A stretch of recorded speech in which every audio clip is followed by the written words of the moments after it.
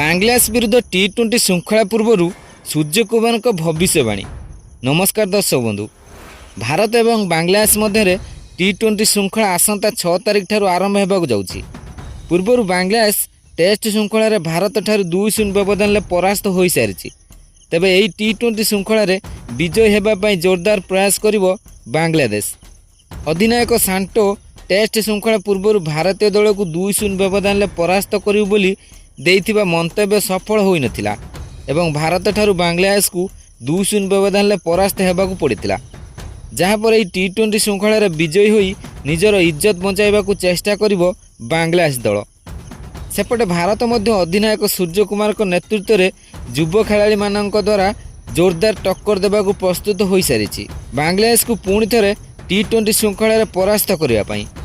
तेबे यही टी20 श्रृंखला पूर्व भारतीय दलर अधिनायक सूर्य कुमार यादव आसंता टी20 श्रृंखला को नहीं भविष्यवाणी करिसेंती। तेबे यह वीडियो रे आमे आपन को सूर्य कुमार यादव करथिबा से भविष्यवाणी कौन जणाइबु।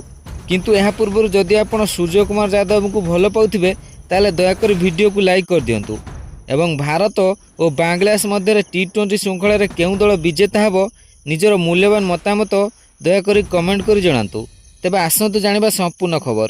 दर्शक बंधु, टी20 श्रृंखला पूर्व भारतीय दलर अधिनायक सूर्य कुमार यादव सांबादिकों प्रश्नर उत्तर देवाक जाई भारत और बांग्लादेश मध्य किए यह श्रृंखला विजेता हेबो तार भविष्यवाणी करी कहिथिले जे भारत यह टी20 श्रृंखला बांग्लादेश को परास्त करिवो।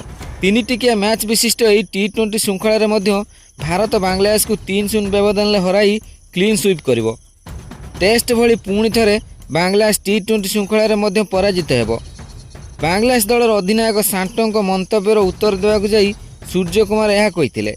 से कहिथिले भारत टी20 चैंपियन। अवश्य टी20 विश्वकप दल में रोहित भाई और विराट भाई बुमराह भली खेलाड़ी थिले, किंतु रोहित और विराट भाई अनुपस्थिति में भारतीय दल बांग्लादेश को सहजरे हराई पारिबो। कहीं आम दल में टी20 विश्वकप रे चमत्कार प्रदर्शन करिथिबा हार्दिक समेत बोलिंग रे अर्शदीप सिंह अछंती।